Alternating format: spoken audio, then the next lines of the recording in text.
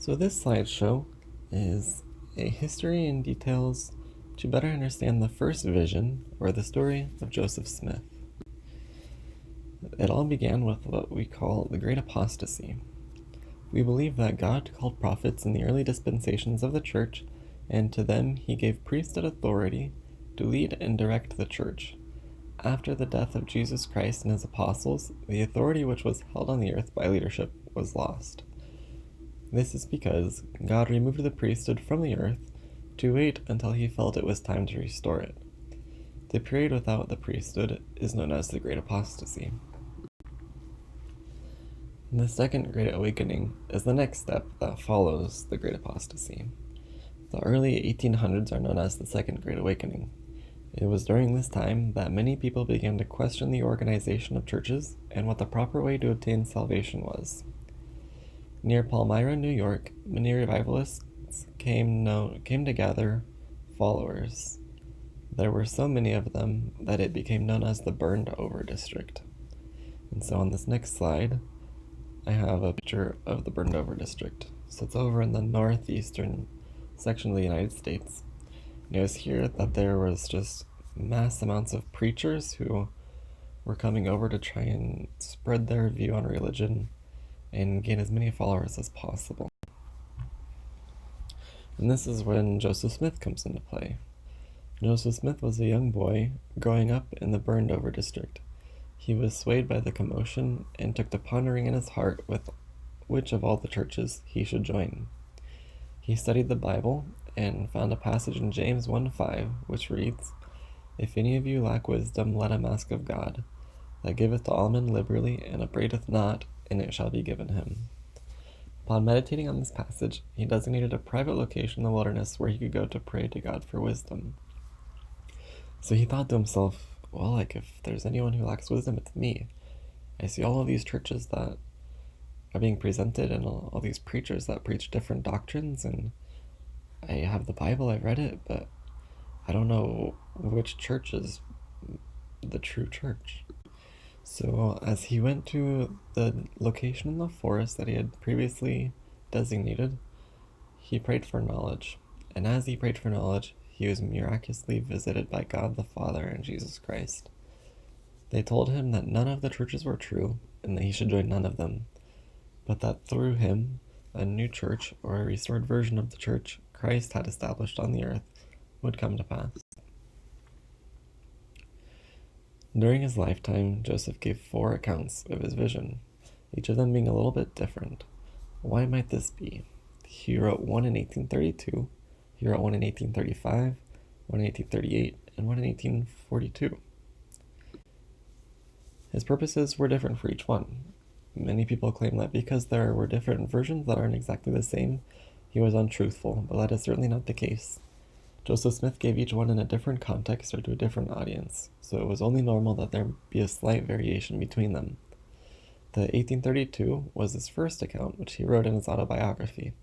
In this one, he focused mainly on his journey to receive forgiveness for his sins. In the 1835 account, his second one, was to a man named Robert Matthews, who was visiting the church in Ohio. He focused primarily on finding which church was right. The 1838 account, his third account, was published in the early church newspaper, the Times and Seasons. In this one, he also focused mainly on which church was right.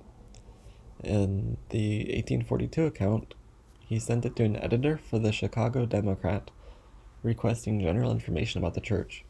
Joseph replied with the new recitation of his vision and a list of key beliefs fundamental to the church.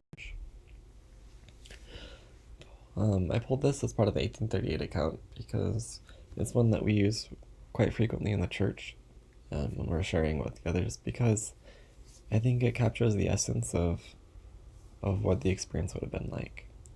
But it says, "I saw a pillar of light exactly over my head, above the brightness of the sun, which descended gradually until it fell upon me. When the light rested upon me, I saw 2 personages, whose brightness and glory defy all description, standing above me in the air. One of them spake unto me, calling me by name, and said, pointing to the other, This is my beloved Son, hear him." This is a really incredible account because there's so much that we could learn from it. Um, and there have been countless talks that have been based off of this vision and things that we could learn. But one of the things that stands out to me right now as I'm reading it is just that they came to visit a 14-year-old boy who had a sincere question and asked them in prayer. And I think that shows how much they care about every single person, and that they called him by name. I know that there's so many people who live on the earth, and that they, as God can know every single person's name, I think that's an incredible thing. Orson Hyde was a contemporary friend of Joseph Smith, and he wrote a biography. And it's interesting because he was opposed to Joseph Smith and the church at first, but later learned more about it and became a faithful member.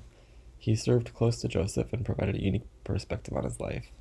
His account can be found here at the Joseph Smith Papers, as well as many other resources concerning the history of the church from an unbiased perspective. His account is interesting because it shares similar details to Joseph's own account found in Joseph Smith history. So other things that I wrote down that we can learn from Joseph's experience are that God answers prayers.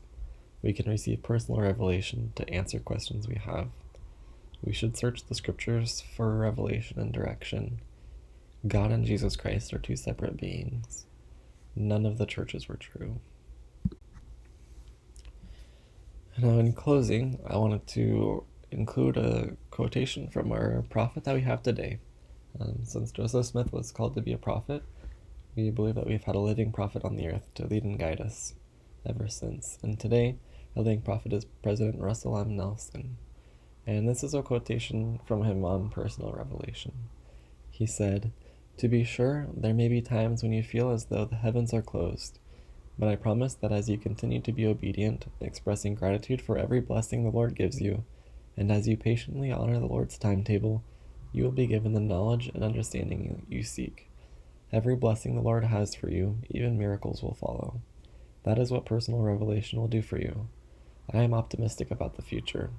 It will be filled with opportunities for each of us to progress, contribute, and take the gospel to every corner of the earth.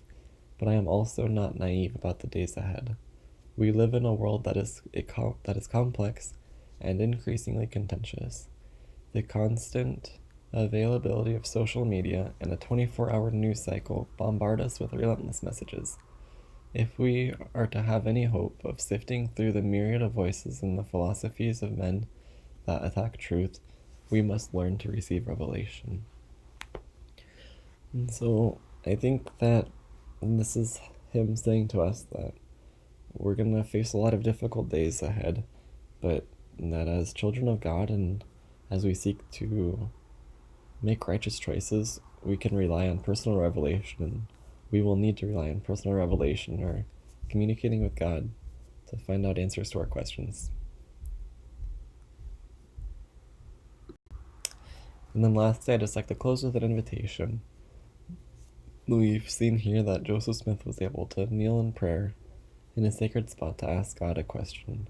And I have had experiences like this, and I would like to invite you to ask God a question in prayer and wait for his response. And I'm sure that if you're sincere, you will receive one. And that's it for this one.